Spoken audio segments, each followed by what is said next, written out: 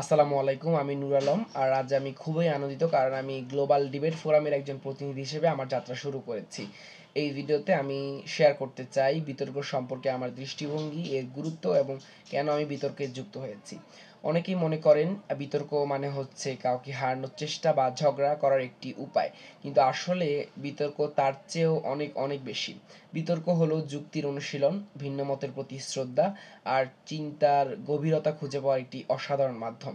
এটি আমাদের শিখায় কিভাবে প্রশ্ন করতে হয়, কিভাবে যুক্তি দিতে হয় এবং কিভাবে ভিন্ন মতামতের মধ্যে থেকেও সমাধানের পথ খুঁজে বের করতে হয়। বর্তমান বিশ্বের চ্যালেঞ্জগুলো এত জটিল যে কেবল মুখ বন্ধ রেখে কিংবা মত প্রকাশ না করে চলা সম্ভব নয়। একজন সচেতন নাগরিক হিসেবে আমার দায়িত্ব চিন্তা করা, প্রশ্ন তোলা এবং যুক্তির মাধ্যমে নিজের মতামত গড়ে তোলা। এখানেই বিতর্ক আসে সবচেয়ে গুরুত্বপূর্ণ ভূমিকা নিয়ে। বিতর্ক একজন মানুষকে করে তোলে বিশ্লেষণধর্মী, আত্মবিশ্বাসী এবং সহনশীল। এটি শুধুমাত্র বক্তৃতার দক্ষতা নয়, বরং চিন্তা করার একটি নতুন দরজা খুলে দেয়।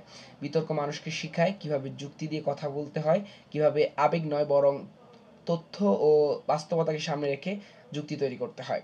এই দক্ষতাগুলো একজন শিক্ষার্থী, নেতা, সাংবাদিক, এমনকি একজন সাধারণ নাগরিক হিসেবেও অপরিহার্য। বিতর্কে যুক্ত হওয়ার পর আমি আসলে বুঝেছি যে ভুল বলা মানেই শেখার সুযোগ।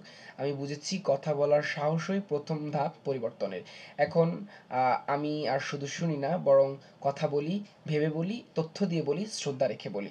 আমি বিতর্ককে দেখি একটি রূপরেখা হিসেবে, যেটা আমার ভেতরের চিন্তাগুলোকে গঠনমূলকভাবে প্রকাশ করতে সাহায্য করে।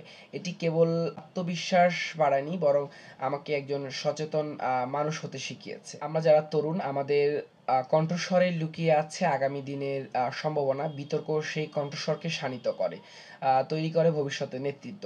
আমি সত্যি বিশ্বাস করি যুক্তি দিয়ে এই পরিবর্তন আনা সম্ভব। আমি কৃতজ্ঞ গ্লোবাল ডিবেট ফোরামের প্রতি, এমন একটি প্ল্যাটফর্ম আমাকে দেওয়ার জন্য যেখানে আমি শিখতে পারছি, বলতে পারছি এবং ভাবতে পারছি।